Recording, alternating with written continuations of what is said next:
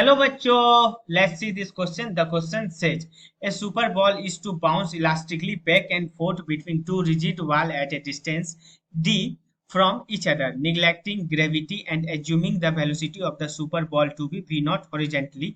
The average force in large time interval being exerted by the super ball on the one wall each.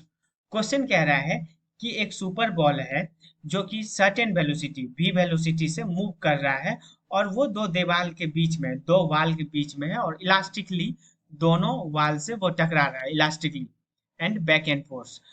तो किसी एक वाल पे अगर हम लोग लार्ज इंटरवल के लिए देखें तो उस सुपर बॉल के कारण एवरेज फोर्स क्या लगाएगा वो निकालो। तो क्वेश्चन में एवरेज फोर्स निकालने बोल रहा है।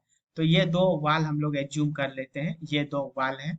ठीक है, दोनों के बीच का डिस्टेंस डी है, ये क्वेश्चन में दिया हुआ है।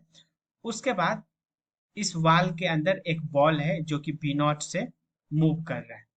तो अब ये वाल इस दीवार पे कितना फोर्स लगाएगा तो वो निकालना है।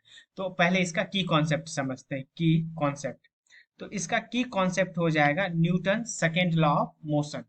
मतलब Newton's second law of motion. Second law of motion वो कैसे होगा? हमको अगर फोर्स निकालना है तो force is equal to del P upon T.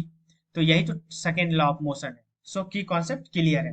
तो अब समझते हैं, अगर ये बी नॉट से मूव कर रहा है तो यहाँ पे देखो, जब बॉल यहाँ पे रहेगा तो ये बी नॉट से ऐसे आएगा और टकराएगा। और क्वेश्चन में इलास्टिकली कह रहा है तो बी नॉट से ये रिटर्न भी हो जाएगा। तो अब क्या है कि इसका जो डेल पी होगा, डेल पी क्या है? डेल पी है चेंज इन मोमेंटम। वो हो जाएगा final momentum minus initial momentum. अगर फाइनल मोमेंटम हम लोग इस डायरेक्शन को पॉजिटिव मानते हैं तो फाइनल मोमेंटम इसका होगा M V naught minus initial momentum क्या आ जाएगा? Negative of M V naught, negative of M V naught. तो ये आ गया टू एम वी नॉट। अब क्या है, अब क्वेश्चन में टी भी निकालना है। तो देखो टी क्या है, अगर बॉल यहां से मूव करते हुए यहाँ और फिर वापस यहाँ, तो ये कितने समय में किसी एक दीवार को, किसी एक वाल को टच करेगा? वो हो जाएगा two D upon V naught. ठीक है, मतलब डिस्टेंस ये टू डी और वी, वी इसका कॉमन वैल्यू मतलब नॉर्मल वेलोसिटी वी नॉट। तो अब देखो, अब निकालना क्या है? फोर्स निकालना है।